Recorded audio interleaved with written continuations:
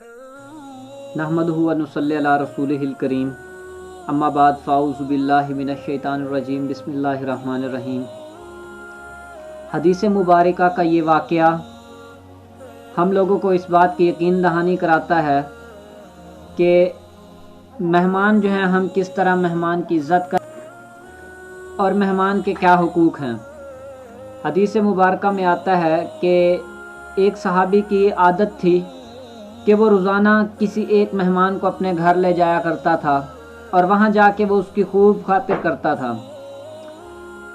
لیکن اس کی جو بیوی تھی نا، اس کی بیوی کو یہ بات پسند نہیں تھی کہ روزانہ کوئی مہمان اس کے گھر آئے، تو وہ اس وجہ سے اپنے شوہر کو روکتی بھی تھی۔ لیکن وہ صحابی جو تھے بہت مہمان نواز تھے، تو اس کی بیوی حضور پاک علیہ الصلاۃ والسلام کے پاس تشریف لے گئی اور اپنے شوہر کی شکایت کی کہ یا رسول اللہ صلی اللہ علیہ وآلہ وسلم، میرے شوہر جو ہیں روزانہ کسی ایک مہمان کو میرے گھر لے کے آتے ہیں، اس کی مہمان نوازی کے لیے مجھے بہت سارا کام کرنا پڑتا ہے اور میں تھک جاتی ہوں، لہٰذا آپ سے گزارش ہے کہ آپ اسے منع فرمائیں کہ وہ آئندہ کسی مہمان کو میرے گھر لے کے نہ آیا کریں۔ تو آپ صلی اللہ علیہ وسلم نے اس عورت کو کوئی جواب نہ دیا اور عورت یہ بات کہنے کے بعد چلی گئی۔ تو آپ صلی اللہ علیہ وآلہ وسلم نے اس کے شوہر کو بلایا اور اسے کہا کہ کل میں آپ لوگوں کے گھر مہمانی کے لیے آ رہا ہوں۔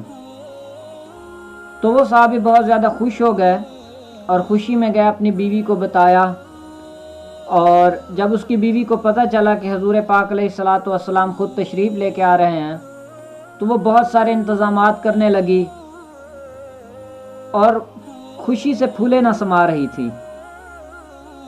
تو آپ صلی اللہ علیہ وآلہ وسلم جب اس کے گھر تشریف لے گئے تو اس عورت سے مخاطب ہو کر کہنے لگے کہ جب میں واپس جانے لگوں آپ کے گھر سے ہو کے تو میرے پیچھے دیکھنا۔ تو عورت نے فرمایا ٹھیک ہے۔ تو آپ علیہ الصلاۃ والسلام جب اس عورت کے گھر سے ہونے کے بعد واپس جانے لگے تو وہ عورت کیا دیکھتی ہے کہ آپ صلی اللہ علیہ وسلم کے پیچھے بچھو وغیرہ اور بہت سی آسیبدہ چیزیں موجود ہیں جو جا رہے ہیں آپ کے ساتھ۔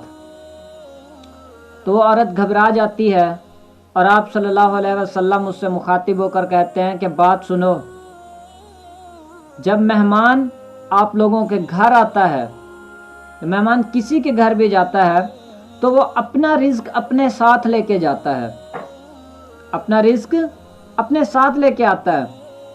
اور رہی بات تمہارے تھک جانے کی کہ تم تھک جاتی ہو، تو اس کے بدلے میں جب مہمان آپ کے گھر سے واپس چلا جاتا ہے تو وہ اپنے ساتھ آپ کے گھر کی تمام مصیبتوں کو ساتھ لے کے چلا جاتا ہے۔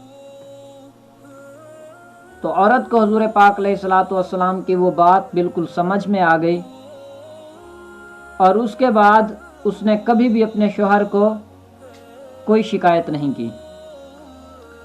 لہٰذا اس چیز سے ہمیں یہ سبق ملتا ہے کہ مہمان اللہ تعالیٰ کی رحمت ہے۔ جب مہمان ہمارے گھر میں تشریف لے کے آئیں تو ہم ان کی جتنی ہو سکے اتنی خاطر تواضع کریں۔ ارشاد باری تعالیٰ ہے کہ قیامت کے دن اللہ تعالیٰ ایک آدمی کو بلائیں گے اور اس سے کہیں گے کہ فلاں دن میں تمہارے گھر آیا تھا اور تم نے میری خدمت نہیں کی تھی اور تم نے میرے آنے پہ منہ بنا لیا تھا۔ تو وہ آدمی کہے گا یا باری تعالیٰ، آپ میرے گھر کب تشریف لے کے آئے تھے اور آپ تو کھانے پینے سے بالکل پاک ہیں، پھر میں آپ کی خدمت کیا کرتا؟